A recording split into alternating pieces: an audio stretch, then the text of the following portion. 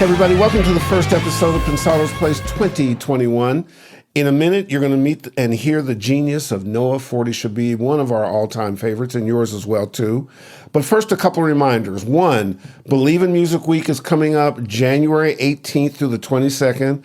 I've been tapped to co-host it. It's going to be a ball. Joe Lamont and I are going to do our thing and introduce you to product, live shows, education, meet dealers, meet producers, all kinds of stuff. You'll be able to tune in globally. You don't want to miss it. How do you join? Go to believeinmusic.tv, go to NAMM.org, register. It is free, and the first time globally you can attend. Do that. And we are thrilled to welcome a couple new partners. First up, KRK, part of the Gibson family of brands. They've got some great product. We're going to make some things available to you. Gibson is back in a big way. Beth Height and Maclovio Perez on the ones and twos, Destin Bennett in the crates, and we are going to have lots of fun. Stay tuned for information and stuff from them. Also want to welcome FabFilter. Going to see some exclusive ITLs from Dave with FabFilter, and we've got some more new partners coming. This is all opportunity for you, and we are absolutely thrilled. Hit us up on social media, like and subscribe, sign up for our newsletter. And now, the genius, absolute genius of Noah 40 Shebib. I remember the first interview, which was ages ago. I think Dave said it was episode 154. We're now 500 and change. And I actually owe 40 Publishing. He doesn't know this because I have used his story in my speeches to people and students and stuff around the globe, whether it's Dave and I or me by myself. There's about 340 stories in there that not only are educational and inspirational, but they're things that people need to learn. They're foundational things that people need to learn. We'll get into all that. Welcome, my friend. It is great to see you. Thank you, Irv. It's a pleasure to be here. Like, I'm grinning ear to ear. You're too kind to me, and I appreciate that introduction with all my heart. I'm refraining from singing "Oh Canada," but it's right there. It's right back here. I just want to give it up. Well, welcome. We're in Canada right now, so. Oh no! When are you going to get? When you can get Toronto to build an ocean next to it, so I can come up there because I got to have an ocean. But I love Toronto. I mean, we got some pretty big lakes. Yeah, he's got lakes. They're pretty big. Like royalty when we were. They might even be called the Great Lakes. They're so large. The Great Northern Lakes. Can you start figuring out a way to pour salt in them though, so I could at least have an ocean? Yeah, no, I'm going to work on it for you. Yeah, because Dave likes to float in the water with his body. Yeah, got it. We need some salt in water. I do, actually. I really do. There's a corollary here in that it strikes me, and one of the things that I love in doing what I do in the way you approach what you do, you get all the resources you need, you get them around you, but it's really about making it all efficient, as simple as can be, so it gets out of the way of you making the music, of getting to the music. So it needs to work, and you don't allow yourself to get cluttered with all the other stuff, so you can get to the creative space, which strikes me as similar to your sound. You find ways to carve things out and move things out of the way and get that vocal sitting up there. I was thinking about that actually today. I was working on a mix, I came to the studio earlier today, so I was sitting here working on a mix in the studio. It's kind of fun doing this from this chair, right? Because I'm like, I got a mix right behind you guys right now, so it's like, I love it. But I was working away and just through my mind thinking about, the mastering process and what that means in 2020 and like, how far am I going? Where am I at? How far am I going to push this? How hot do I want it to be? And then being like, how much do I really understand about some of this shit? Like, how much do I really know what some of these numbers mean on this TC electronic meter right beside me? And how deep do I dive into that? And what do I need to be delivering for, digital streaming platforms? And how much of that fight do I want to fight, basically? Like, how lost do I want to get in that hole, because it's a lot of stuff, and you just got to pick and choose your battles, I guess, was the thought in my mind. Like, I'm picking maybe not this battle today because, I want to go to that place and take my music to that final stage. But as a creative who's also very technical, I have to be so mindful, it's like, I can't go there. I can't like dive into mastering and try and think that I'm going to push these to where they're supposed to be. Like, I'm not doing it. I'm not doing it.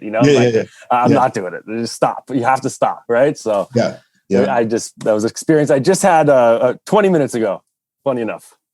It's the idea is, there's addition from subtraction, and you gotta constantly edit when you're busy mentally and so on and so forth. And that's more than a challenge than people understand, and particularly when the stakes are really high. But Canadians are up for it. That's what I love about it. Hey man, I'm gonna jump right in because I know we only got you for a few minutes. I want to make sure that I'm able to copy everything you do. No, I'm not going anywhere, brother. We're right here. So Marvin's Room and One Dance are my two favorite songs. You mixed, I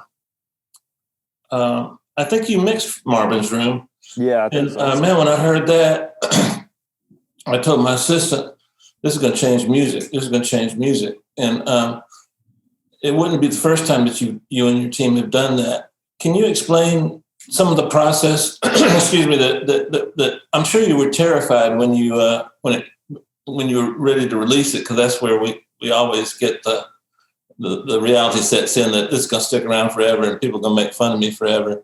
But tell me your process if you can. I think like that record's a difficult one for me to separate the mixing and sort of mastering of that record from the production of it, because the production was also really unorthodox. So it demanded an unorthodox mix, right?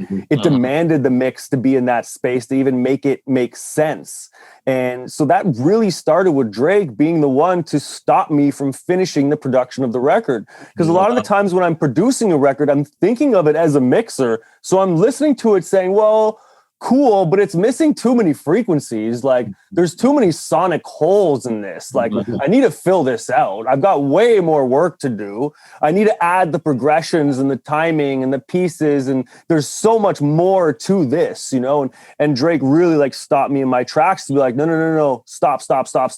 Don't touch it. Right. So I think that put me in a position where the mix had to be really just different. So it pushed boundaries because the actual production of the song sort of called for it, I think, most importantly. But that was also at the time when, me and Gadget were just getting into the world of America, if you will, we were starting to get that sort of national stage, international stage, I should say, where people were really paying attention to the music we were making and people were really listening to those records. And so I think that's really the epitome of sort of Gadget sound.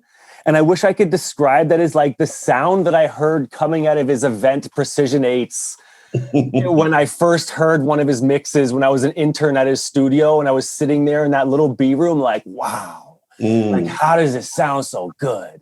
Like, how did he do this? Like, this is just insane. And that was something I've been chasing for my whole life, right? Like that feeling and that moment of like something sounding that good, and it's a very interesting balance, and it's a lot to do with Bottom End and his bass and where he would sit things sonically. So I think this was just me chasing that sound, and it just gotten to a point where I was, that's what that ended up being. So I think it was a few things coming together at once, Marvin's Room is named after Marvin Gaye, as you know, but yes. For our audience that might not know. Correct. Was there any influences that you felt because of the previous presence of him in that room? I know that's kind of corny, but I did kind of. Well, yes, without question. So what I'll tell you is, I don't know if I ever shared with you the Michael Jackson story, but when we first showed up to Marvin's Room, so if I'm not mistaken, I mean, I would have to really do some number crunching in my mind, but if I'm not mistaken, we made Marvin's Room on the first session we had at Marvin's Room, right? Wow. And I'm pretty sure Drake didn't show up. And so I just like sat there like making beats, you know, in this like incredible studio and just like called them Marvin's Room. Or called the beat Marvin's Room. And that just ended up being the working title. That ended up being the song title. And because of its legacy attached to it, we were super happy with that being the title. I think it sort of made sense at the time. But when we had first arrived there, Noel, who was my assistant at the time, and of course is now Drake's engineer and also a producer for him, Noel had to go into the studio and remove all this stuff that Michael had left there because no one had touched it since he'd been there. Wow.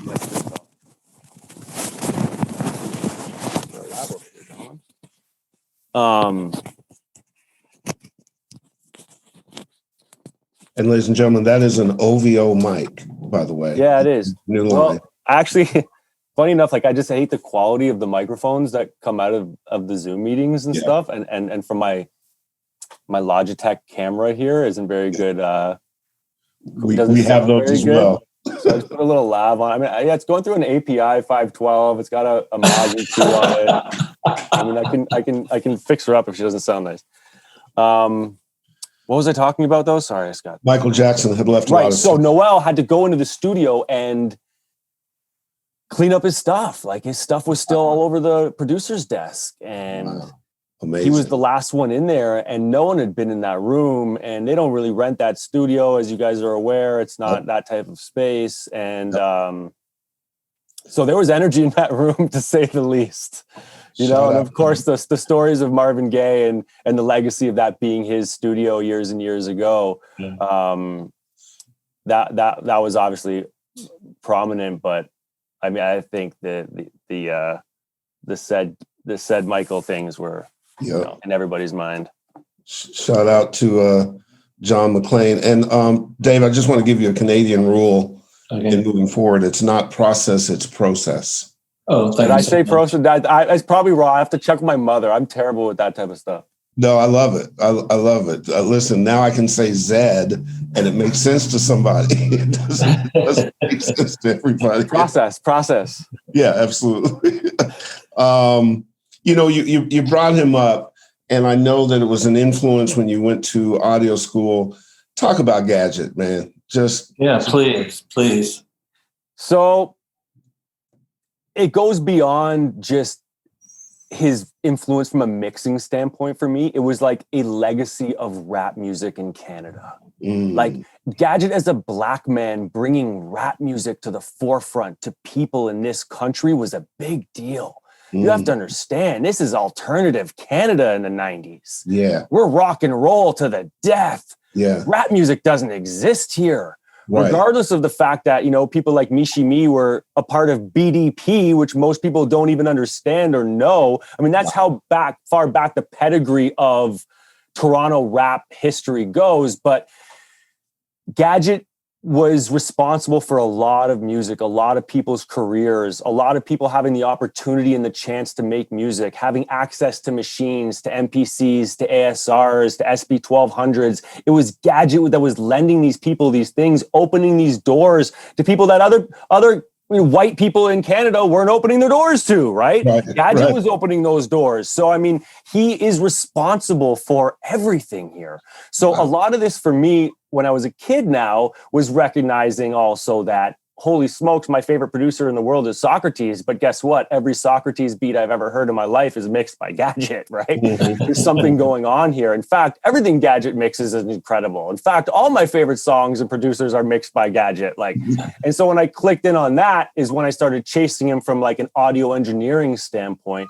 But I mean, aside from that, he is the godfather. He literally is responsible and has had his hand in everything that has come out of this city for the last 20 years.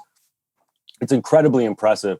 And after me and Drake blew up, you know, and things started going so well for Drake, a lot of it for me was like coming back and giving credit where it was due and putting on a pedestal the guy that deserved to be on a pedestal. So, but aside from that, he's my favorite mixer. So it just worked out for me. And then on top of that, he's different. He's unorthodox. He's not your average cat. He didn't learn from everybody else. And he didn't, you know, we're up here in Canada. We're pretty isolated. We don't have access to all of those things that people might have access to down in America, and people and resources. So, I mean, like, yeah, he mixes in Nuendo.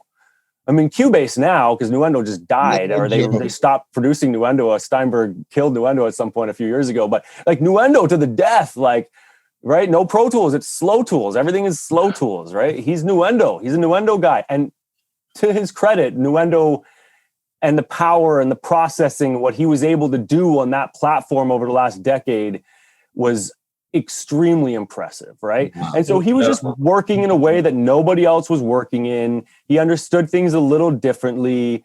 He was breaking rules I didn't see anybody else break. And my mic's gonna fall the whole time. I'm sorry. And he came from a different school, right? He came from like a Jamaican bass, loud sound system school. And he was a teacher at a school called Trebas in Toronto, speaking of schools.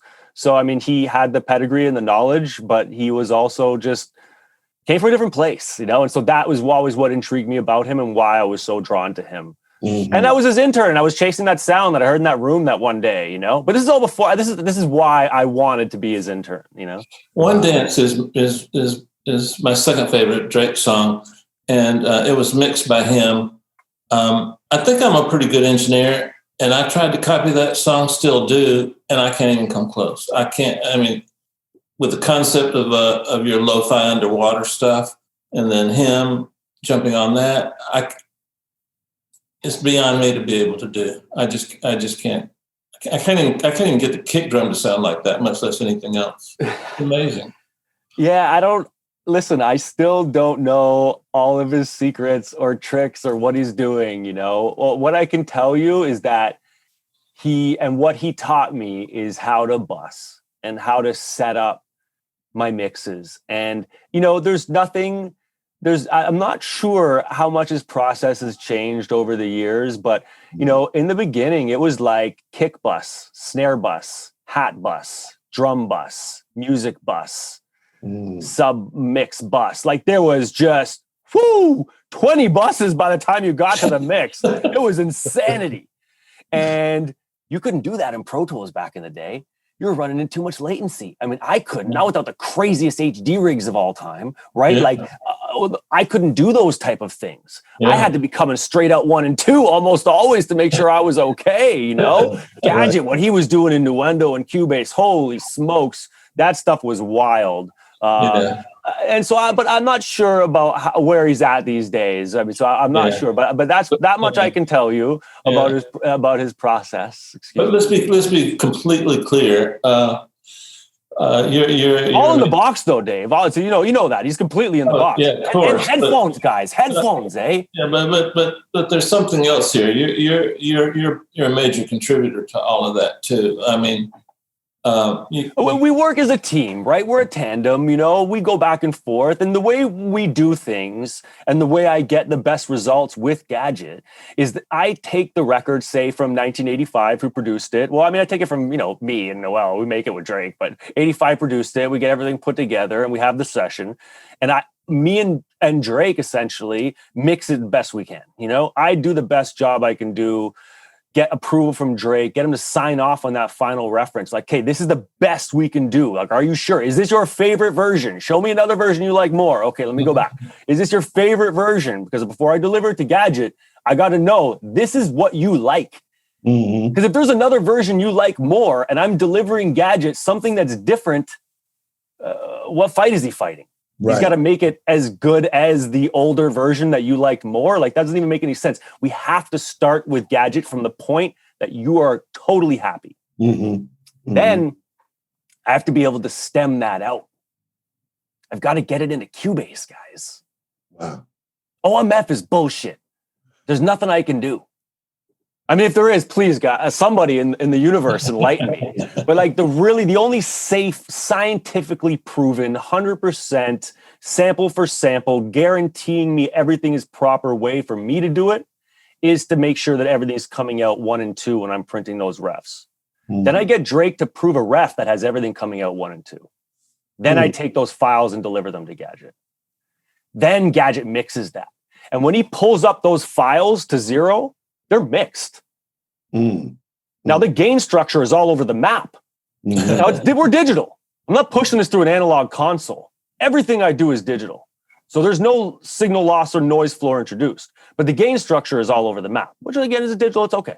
But those faders are zeroed and the mix is done. That's where Gadget starts. That's where he starts. Then he goes. Wow. Now, what I get back from that might be disastrous. And Drake might, well, hold on, might be incredible, but then Drake might be like, what the fuck did you do to my song, right? Because what he's delivered is what he thinks is his final best mix he can deliver. Gadget takes it that step further. Now, certain records, Drake knows and recognizes, I want to see what Gadget's going to do. Something's kind of wrong here, but I know once Gadget gets his hands on this, it's going to sound incredible. And then we know I'll try to take it to that place. And what I'll say is that over the last 10 years of mixing Drake records with Gadget, which we do in this sort of tandem way, especially now, I've learned a lot, just sonically. And again, no secrets, no tricks, no, turn this down 3 dB and that up 60. No, none of that shit. Just, I got used to it. I know where the bass should sit now. Right. I know where he turns things up to. I can hear what frequencies I'm missing. It's just time. And just eventually I just started to hear the shit. Now it's just a fight of compression and loudness. I mean, that's a whole other battle, right? But I mean, just from the sonics of the mix and understanding what I love about how he approaches records, I've just learned over the 10 years, And I've been learning from him since I showed up in his studio in 2004. But for 10 years, I can say we've been mixing Drake records since we mixed, or he mixed Light Up on and what's it called? Couple records on Shot For Me on Thank Me Later. So it's been 10 years. That was 2010. So. At some point in time, the mythical Gadget just has to walk through the frame. Yeah. So we can say, "Oh my God, that's him," and hands on him.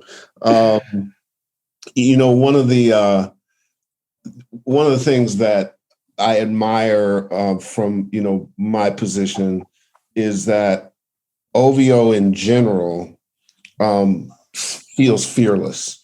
You guys are following your instincts, building major, sizable things. This is not an organization that thinks little, but still follows. It feels like you follow your intuition and your instinct, all of you, Oliver, Drake, yourself, but it doesn't get in the way of the music.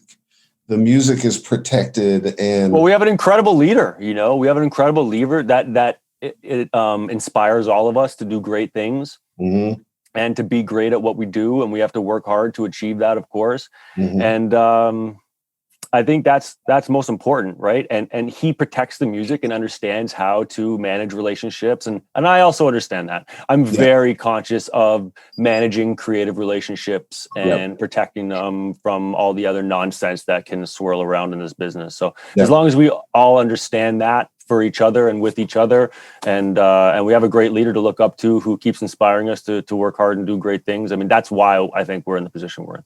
And I think this, just really quickly, part of the correlation is Dave and I often refer to what we do and what the community does. There are sports analogies here. And, when I think about OVO and the practice facility for the Raptors and that kind of thing, my dad was the first Black professional football player in the CFL, and he's in the Hall of Fame and all that kind of stuff. That so much. But the cool part is that sports requires teamwork and leadership and efficiency. It's judged. You either win or you lose. You put up points and stuff. And when you got your team rocking, man, it is the best feeling in the world. Even when you lose, you learn something, you get good stuff. But boy, when you win big, and everybody wins. And so OVO strikes me as a team that's, the draft choices are good, the correlation, the coaching is great, the leadership is great, people pass the ball around well. It's extraordinary to watch, man. And I just appreciate it. Well, thank you. I appreciate that so much. Absolutely. Hey, 40, we know each other a little bit, and it feels to me like one of your biggest gifts is your ability to hear something in your head and then get it to come through a pair of speakers. For example, I was teasing you about the lo-fi underwater sound, but that's a major contributor to Drake's success, and that's a function of you. But also, I'd like to compliment you because I think that today we've kind of lost the feeling about the importance of melody. And yeah, you can have a hip hop record and have melody. And can you explain your stance on melody and how it's helped propel Drake to the heights that he's reached? I think so if I understand correctly, for me in the beginning, melody was tough, right? It was tough to introduce melody into these songs. And it was, it's like I have my own, everybody has their own little relationship to this, but I remember being like a kid, and it was actually a DJ Mastermind, this legendary DJ from Toronto. And I was walking home from school listening to some rap stuff, like in Mobb Deep or whatever it was. And in my mind, I just had melodies going behind their raps. And I was like, oh, it sounds so good. I wish somebody would do that, But of course, no one would ever do that. That's crazy talk. This has nothing to do with why Drake started using melody. But for me personally, I always wanted that, And I was always drawn to DJ Clark Kent as a producer who would produce these R&B cross-platform hip-hop records that were so incredible. They were always my favorite. It was like the DJ Clark Kent remix. It was my favorite version of the song, Yeah. And because it would have a rapper on it. It would be some R&B song, then you put the rapper on the bridge or something, and it was then it was my favorite. So I always loved that intersection of rap and melody, and it didn't exist very much back then. Now, of course, it's prominent, right? Everyone from the Baby and Lil Baby to whomever who's making music these days is going to be using melody and the way they deliver songs, and there's lots of people who've been responsible for that, right? I think Drake was part of that, and being the one who brought it to the mainstream and making things acceptable and so on and so forth. But it's hugely important to me, and I love it. For me as a musician, that's why I lean towards, more R&B music than just making trapped out slappers all day, because A, that's not what I'm great at, and B, I'm more driven by the melody and the chord progressions than I am just by the drums. So great answer. And for the audience out there, melody is where the hook is, and it's not the only place that there's a hook, but don't ignore something that can so obviously lend to having some success. Well, melodic hooks, melodies that are so strong that they're worth their weight in gold. They're better than the line of the actual chorus. Those are my favorite things in music. Yes. I still don't think I've written one, I can't wait. I hope one day I stumble upon one, but to write one is oh my God, they're too good, and it's multidimensional. It's not just a one liner or monophonic melody. There has to be a progression and give and take to it, and why and where, and the timing and the cadence. There's everything that works into it being that magical melody. Absolutely. But if I could think of one right now, I'd tell you one. But they're very few and far between. And when you hear one, you know one. And as I said, I definitely don't think I've written one yet. So and a lot of times they're hidden in a song you hate. Without question. Without question. And that might be the reason why the song is so successful. Like Gangnam Style or Margaret, one of those, Yeah, real talk is no joke. That's a good one, Dave. Absolutely. How are you feeling these days? You feeling pretty good? Pretty good. I keep making this joke to people about the fact that I've only shaken Chris Athens' hands one time in 10 years. So it's not much changes for me, It's right. All good, I'll be right here in this seat, Yeah. I'm really lucky that way, obviously. I'm privileged on many levels to be going through this pandemic. But especially from the sense of I don't go out to dinner a lot. guys. I'm not that guy. Morgan has to like drag me to dinner. It's like a running joke, you know. It's like dinner. I'm like, get out of here. I don't have time for that shit, you know. It's like 4 hours to go eat. Like, get out of here, you know. Right. So because that's the type of person I am, and I all I do is really clock hours working and you know, spending time in the studio and lately I've been going up north and getting outdoors and so on and so forth. But sure. It doesn't affect me very much. It doesn't change my day to day when things shut down and close and so on and so forth. It changes from like, you know, a medical standpoint, you know, with doctors and health appointments and so on and so forth. But for the most part, I'm pretty untouched. There was the epidemiologist of Canada was saying the other day that, you know, it's interesting. It's the type of thing where it's not really in people's faces. So if you don't work in the healthcare system, you might not notice the day-to-day impacts of it, which is why it's really easy to brush it off or think that it's, you know, not as big of a deal as people make it out to be. But, you know, if you're involved with the health system or, you know, you pay attention closely to science and these type of things, and you understand, you know, what exponential growth means, then these things become a little more real. So I've been doing great and just laying low. And luckily for me, again, I have a massive facility I can have to myself. So for what it's worth, I had the absolute honor and pleasure of working with Maurice White in the last 6 years of his life. I was his partner along with Art McNally. And wow, Maurice had Parkinson's exactly the same amount of time as Muhammad Ali. They got it in the same year. They actually passed away in the same year.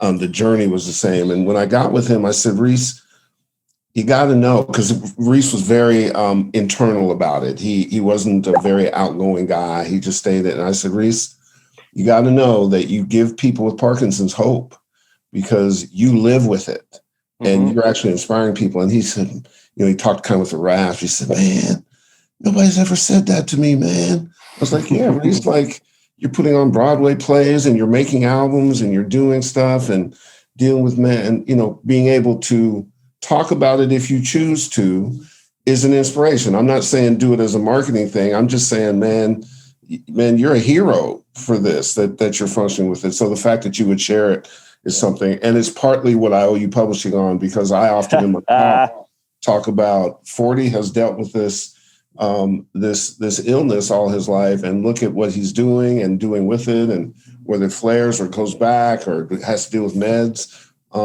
You can get through challenges if you set your mind to it, and music can be the place that you can go to 100%.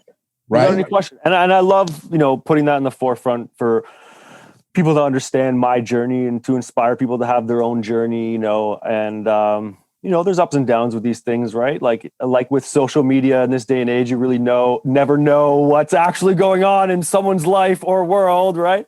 Yeah. So, I mean, that being said, it's pretty easy for me to manage it from a public aspect and remain as a positive influence for everybody that is paying attention and understands what living with multiple sclerosis means. So fantastic.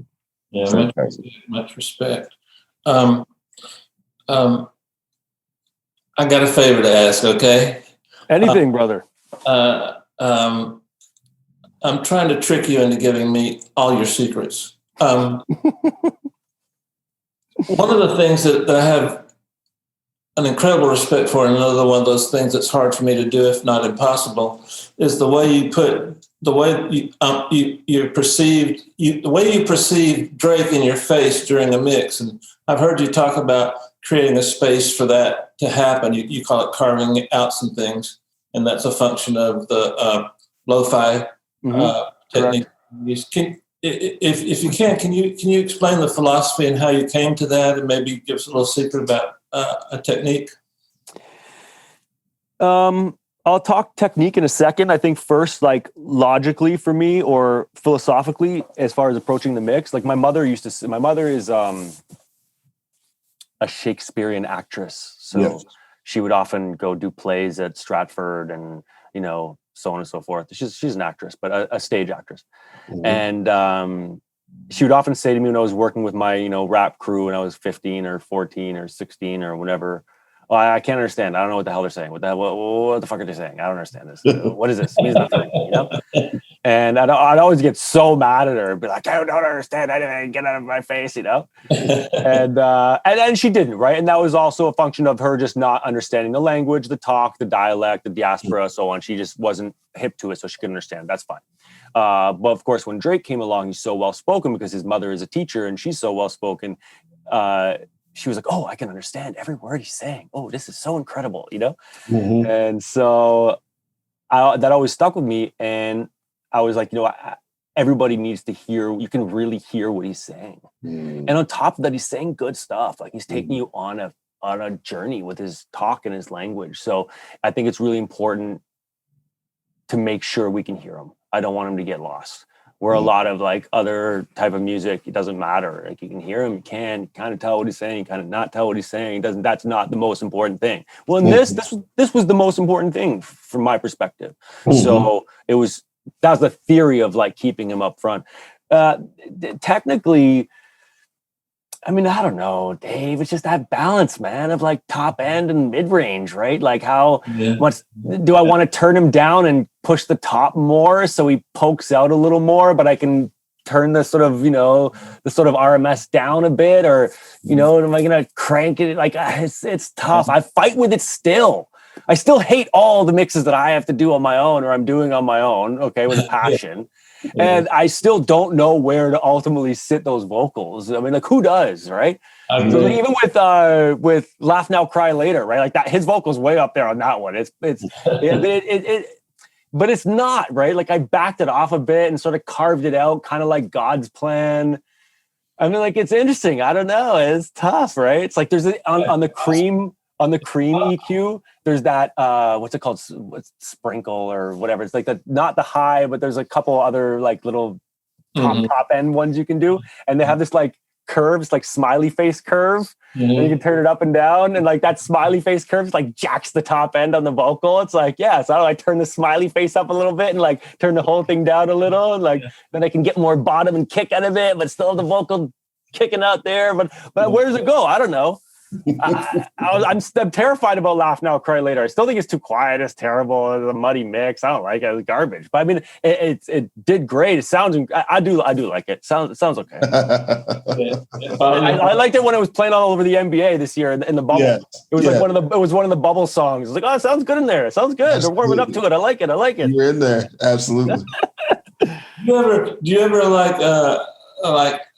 like do your own versions of mixes of famous songs, like most of my number ones and top tens? I'll hear them a lot, and it'll just start driving me crazy, and I'll just turn them off. But then I realize, well, if I do my version again, I like it, and sometimes those actually make their way into the real world. But you ever do that? Just go in and make a mix for yourself of a big song? I've never done it. I mean, I've never really had access to the files or the sources to go do it with. But also just like from my standpoint as a producer, it's so difficult for me to do that too. It's so difficult. Like I'm getting demoitis on like a next level these days, where it's not demoitis. It's just what it's supposed to be. It's what it is. Like, leave me alone. You know what I mean? Like, and that's very difficult. And it's a fight that I have with Drake often that I will lose every single time because he's the artist and it's if this is the way it's supposed to be, this is the way it's supposed to be. It doesn't matter if I tell him it'll hit harder this way or this. That's irrelevant. All of that's irrelevant.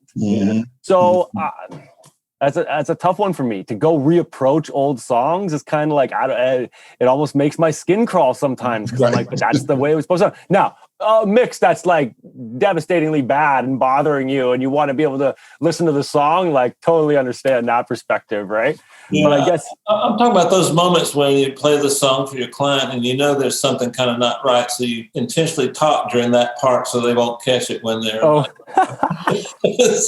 Well, luckily for me, I only have one client, so I'm good. I don't have that problem. Absolutely.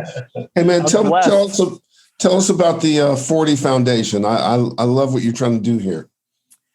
So the 40 Foundation is going through his journey right now. We're about to supposed to be doing a photo shoot actually this week with all the cases and the platform.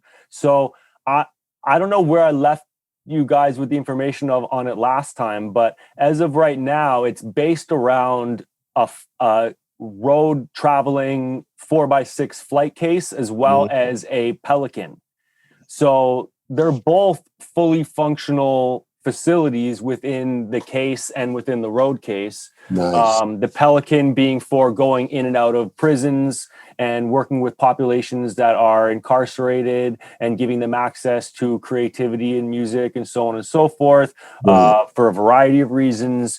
And as well, the larger cases going into community centers to work with youth. The reason why they're so logistically sound for these applications is because all of the sort of difficulties that you run into with putting studios and facilities into community centers, you dodge with these cases because you can pack them up and you can chain them to something. You can use them as a table when they're not in use. And then if there's any empty space in your facility, you can wheel it into the empty space, open the doors, flip the top, set up the booth with the moving blankets and the stands, and it all unpacks out of this case. And you have a world-class facility and kind of snap your fingers and then it can go away. And then again, from like a theft issue, when it comes to community centers, everything's locked and padlocked inside a big flight case. So it's like, you can't get in those things if you lock them up properly, and that's it.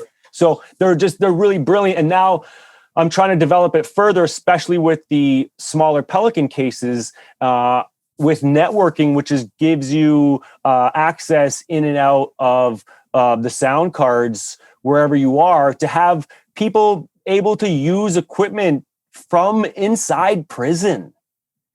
So basically I'm running, it's called Connect Unity.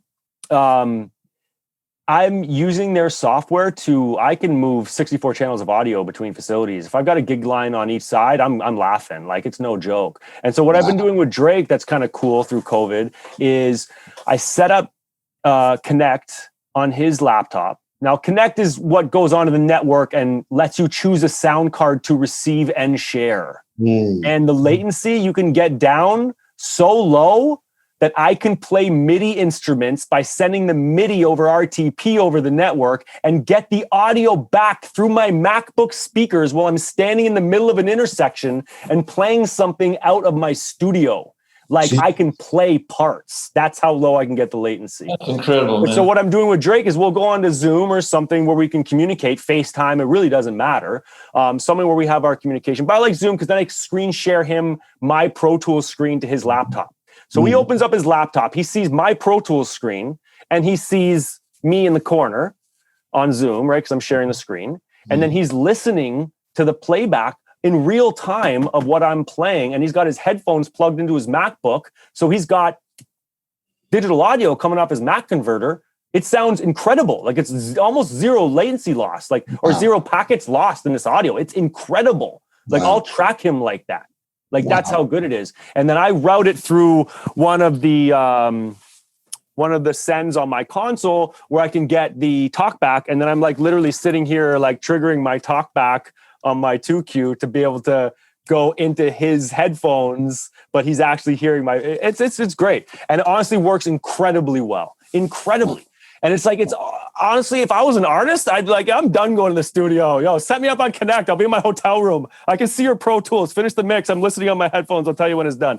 Like it's wild. And I have that stuff set up to a point where I can have it on his console in his studio as like an aux return over Dante. And you can just go downstairs and like hit the aux return, like hear what I'm doing over here on the other side of the city.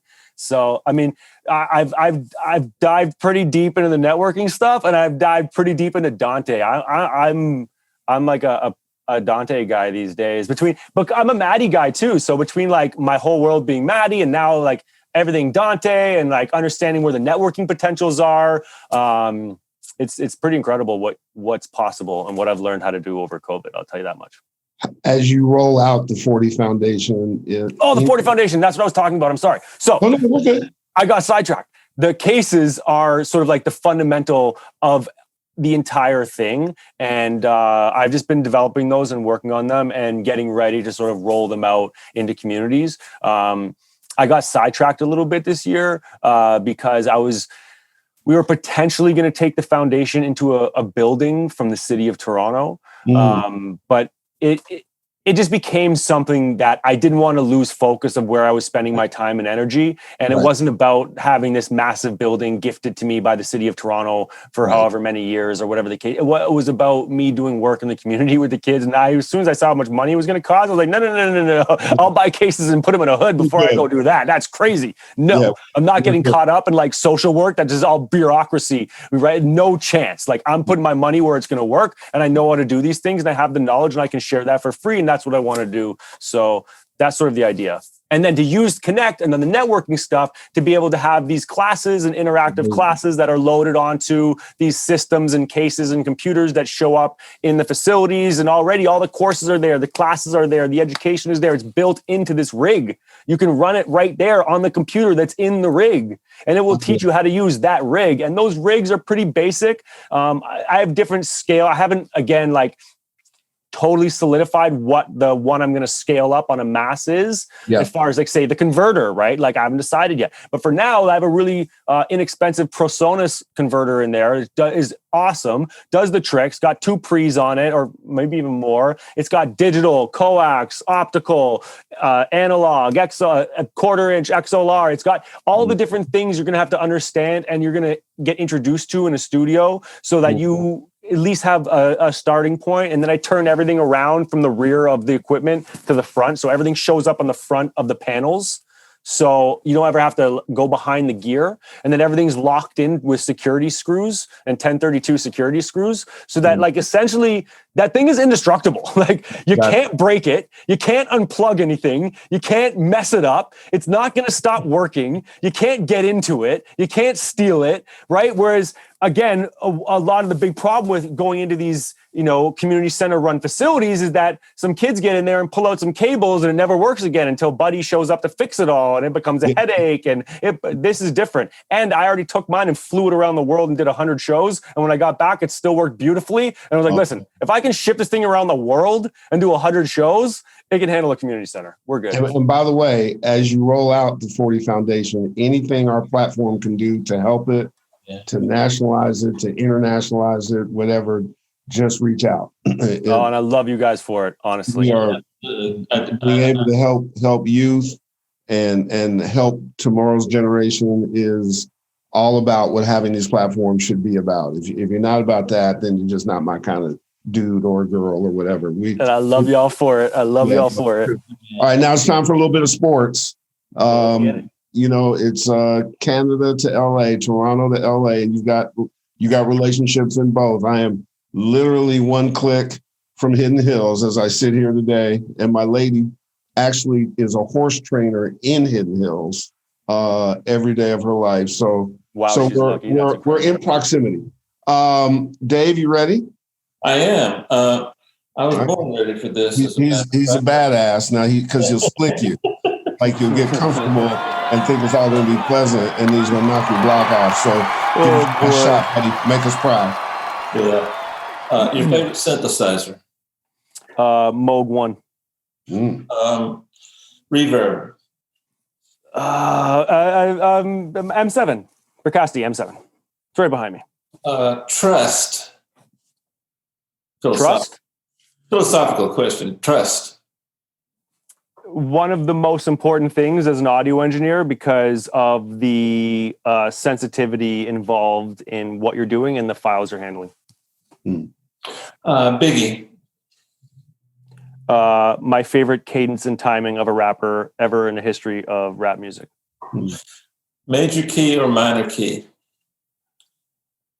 Ooh.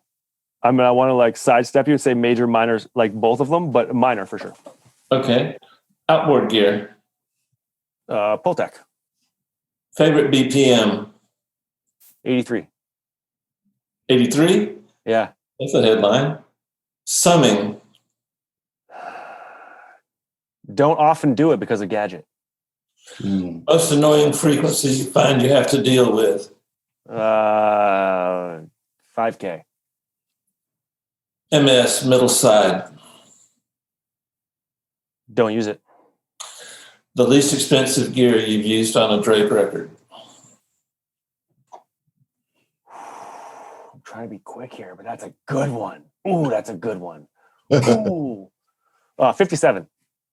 Well, Herb, you won't have to embarrass me and tell me that he kicked my ass, because I'll say he kicked my ass. Oh, I got one more.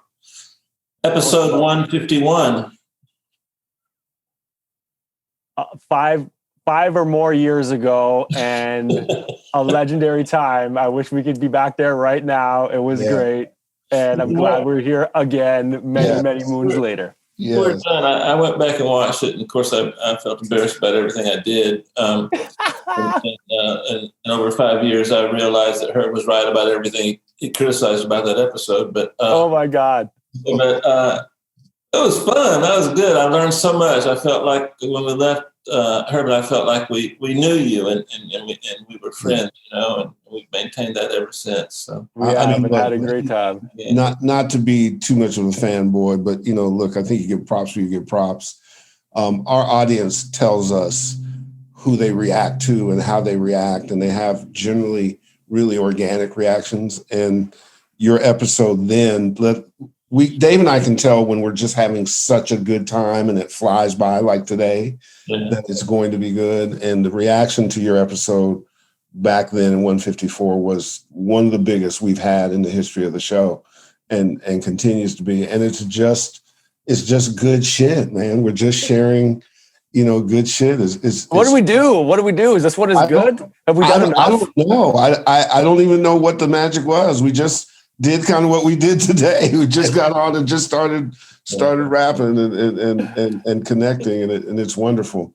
We got what else do we have to say? What else do I have to do? Do I have to show you guys something or do something? What else is necessary here? I don't know. Is your camera fixed?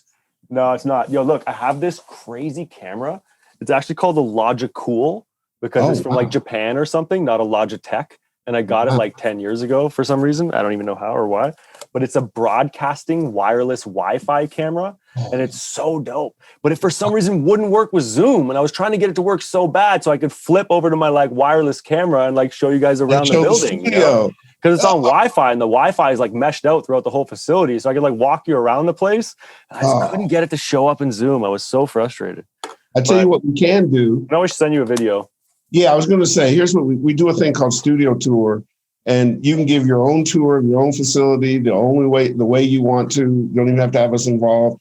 Then send it to us, and we'll do it as a separate segment on some. Oh, it'd be great for you to do that. I love it. I'll show you my amp closet. There's some fun stuff in this place. Oh yeah. I can show you around a little bit. Yeah, please. So there's my speakers. So up top are the Soda 2000s, and underneath are the Soda 750s. Yep. Wow. Alex was here mixing Alex Toomey. He loves the 750s. We love Alex. Oh, I love Alex too. Actually, I found Alex on, am I on a fisheye lens? Crazy. I apologize to whoever's producing this. I could have changed that for you. I actually think I discovered Alex on your show. Just the things he was saying, and I watched the episode, and the stuff he was saying, I just was oh man, yes, thank you for saying that. I know, right? Oh, I agree. I wish more people talked like that. Yeah, I had to call him yo, dude, can you fly to Toronto? You want to mix some records? Bro, I need some help. Fly up here. Come help me. Oh, so I've been working with Alex a ton because we got so much going on with the label and everything else, and all sorts of stuff. And I got lots of work floating around. So I started working with Alex. He's great. I love him to death. Phenomenal. But he loves those 750s. Love it. And as a matter of fact, when we did Cap Jam, and I remember we did a fake test for the audience about what you would require for somebody to be an assistant in the studio. And you were so clear, it actually scared me. I moved my chair away a couple of steps. I was like, damn, boy, if you're going to go work for 40, don't be fucking around here. You either need to bring the noise or you're going to get fired. The bar is high. No, I'm not nice. I hate firing people. I don't even fire anybody. I refuse to do it. No, you actually said you get somebody else to fire him, but you're just not going to put up. Touche. Yeah, absolutely. So, but here's the cool part. You were building the studio at the time, and I remember how excited you were about how it was going to be, and you were putting it together, and we wanted to do a tour of it. So we'll get a studio tour from you you shoot it at your leisure and just send us the file. Because this is still like my favorite place in the world. Absolutely. I mean, that being said, it's built for me to make hip hop music, and it's not built to accommodate a full blown orchestra or to have like more than one kid out on the floor at a time. But I mean, other than that, like, which is just a size issue, I have a hard time working anywhere else. It's a pretty special place, and I'm so happy with it. So I'd love to show it off. I never really have. I mean, I do sometimes. There's pictures out there of it, but I've never really like broken down the logic of like how things work here and what I do in this room and why it's so cool, and the way like the MADI and the console and all the digital plays off, and how I'm able to sort of do things in just like a really cool work format, right? So like all the gear behind me over here, you can insert all this stuff in Pro Tools, right? Just like it's all labeled up in the IO Pro Tools. It's all there. It's all hardwired. So on the MADI side, it's done. It's patched forever. And it just shows up in Pro Tools. And you insert the pull text and the tube text and whatever you want, just like you would. It's actually confusing because of the search function in Pro Tools plugins now, which I've like gotten addicted to using. When you search for like Pultec, it shows you all like my plugin Pultecs, but then also my analog ones, but I've labeled them exactly the same way. So I actually can't really tell which ones are like the stereo or which ones are like my gear and which ones are the plugins. Like it's all like, it's almost super confusing. But because of that, it's really practical to use all this stuff. And then it's actually funny what I've been doing. I scrapped all my call sheets or my recall sheets. Oh, they're gone now. I cleaned up. But I've got recall sheets in here for the gear, obviously. And nowadays, like I've just got all the plugin versions of everything. So I was like, we're done with sheets. I'm just opening up plugins of the gear underneath it. So every time I use a piece of gear, I just open a plugin underneath and then match all the settings and disable it. So that's what I've been on these days. But like the way that all that stuff works, super cool. The way, like I have a credenza here where I have endless converters like attached to keystones with USBs. Actually, I'm showing to you right here. Yeah. So over there, I don't know if it's hard to see, but there's some like squares here. Yeah. Some of those are DB25 right to converters in and out. Some are 1/4 inch right to converters in and out. So those all show up on the console. So you just throw something down, plug it in, hit an input and you're done. Or it shows up in Pro Tools labeled in your IO and you're done. But then on top of that, you've got like, there's a MADI face 64 channels of audio right there. So you can put any laptop down, click, done. You got 64 channels of audio. Or you can click into Dante right there, boom, 64 channels of audio. You can like, there's multiple ways to just put something on the table and be able to plug into the whole system. All the MIDI stuff in here is done over RTP with iConnectivity. So everything is on the network. Wow. So you just open up your laptop and you go to your MIDI studio setup and you see everything labeled. Like that's it. You can be anywhere in the building and get all of this different MIDI gear that I have here, whether it's like, the vintage Super Jupiter MKS80, or it's like the 5080 Roland I love, the Integra 7, the V-Synth. I love all the Roland stuff, whether it's the ASR 10 that's racked up right here, Nord lead, like all that stuff's on the network. And then all of it's wired to Dante. And then both rooms have Dante to MADI. Jesus. So you could be in any room or upstairs. You could be anywhere in the building and be firing MIDI with no latency, 0 over RTP to all this gear, and then be getting the audio back with no latency over Dante on the network. So basically, like plug in one Ethernet cable anywhere in the building, and you're done. Like you got whatever you want. You want a mic from the floor? Sure, done. You want pre's? You want patch something? Whatever you want. Like anything's possible. There's nothing you can't do. I'm getting aroused here, man. This is like, I don't know what's going on. Look, I can talk about this place all day, but it's fun. Like we've done such a cool job here of like how it's set up, and I was telling the story about No ID the other day, right? Where I can't remember, it was an article or something I was talking to, where he was just like, he was telling me like, oh, when you see how I work, like you're never going to use Pro Tools again. You'll be changed forever. And I was like, yeah, get out of here, but obviously he's honest. As far as like a producer's concerned, No ID has got to be like God to me. And nobody works the way that man does. It is incredible the way he works. But he, at the end of it all, he was like, yo, the way you set this studio up, like I can't tell you to change nothing. You figured it out for yourself. It's perfect, he obviously still does what he does because he's too good at it. But it's really special, and it makes for a workflow that's just like, as I said, it's difficult for me to go other places. I'm just like, okay, fine. It's so amazing. Before Dave wraps up, I'm a bedroom producer at home. I want to be 40. 2020 has thrown me off my game a bit. What advice would you give to that person who is dealing with being isolated and what 2020 does and trying to move forward? From a personal perspective, I probably have an answer to that question. But from a music making and a technical perspective, my answer to that question would be that you have an advantage. And that often sitting in this chair with all this equipment behind me and big speakers and all these different things. And I often, I would wish I just had a pair of headphones and my laptop and a MIDI controller. Because at times that's where I'm going to make the best magic. So, and in new environments and where you're comfortable and so on, that which is a difficult one in this moment, but nonetheless, I think that's never turn an eye at the fact that that's all you need. And that stuff is incredibly powerful. And that even now for me in isolation, right? Like all I do is go home and here back and forth and my house is across the street. So it's basically just all like one large location that I'm like secured in. But I still was saying to Greg, one of the assistants the other day, like, yo, I didn't take a MPC or I'm taking the Machine Plus, the new machine, the standalone, and a MIDI controller, and just stick it on a stand or a synth, the Machine Plus and a synth, and just stick them on a stand in my house so I can just make some music there. Because I'd rather just take one synth. Yeah, there's the Moog 1 there's the OB6, there's the Pro 2, there's a tray, they're everywhere, right? The synths, there's a room full of them, but I almost wanted just to pick one and take it home and just be stuck with just the one synth, Or like these Junos, this little like Junos, oh man, these guys, the Rolands, oh, I love them. They're so awesome. Like sometimes that's all I need. I don't need anything else. Right. And having too much is always confusing. So I guess what I'd say to somebody who's like stuck at home in isolation is like, yo, take advantage of that moment and use those tools to do something really special.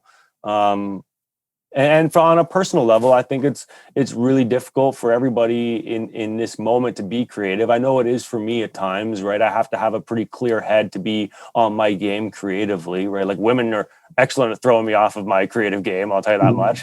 They're like, if I'm caught up somewhere too much, it's difficult for me.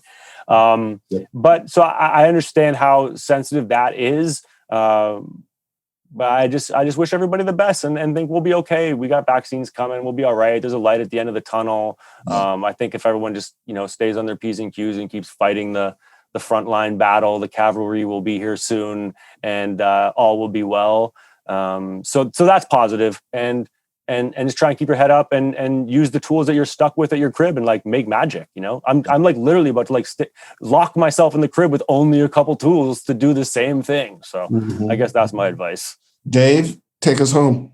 One of the things I'm hearing between the lines, talking with 40, is how much of his life and his living, good things and bad things, that he gets into his mixes. He started out as a very technical engineer, and then he morphed into a very creative engineer by utilizing some of the but by utilizing some of his experiences, some good, some bad. At points in his life, he searched through trash bins to find electronic equipment and gear. He's a no-nonsense person, and he has. You can tell he has a big heart by the last things he was describing in terms of some of his charity things. And he's a no-nonsense guy, and so over time, if you can get all of those things to come through your creativity, you're gonna be more creative, because creativity is a fickle thing, and it can come and go real quickly. But if the purity of your effort is utilizing all the background and all the good and bad things that happen to you, and then just close your eyes and let it all come through. It'll reach a pair of speakers or headphones or earbuds, and it should move someone. I couldn't say it any better, brother. I couldn't say it any better. So thank you guys. Much love. 40. No, thank you guys. Come on. It was a pleasure. When you hit 41, that'll be a good thing. Let me know. And we'll see you guys. We got a few years still. Man, so good to catch back up. This platform's here for you anytime you need it, man. We reaching all these people, we ought to do something good with it. I love that idea, and it makes me happy, and thank you, and I appreciate y'all so much. Oh man, and it's an honor, and I'm just happy to be able to share this place with you guys and with the rest of the people watching.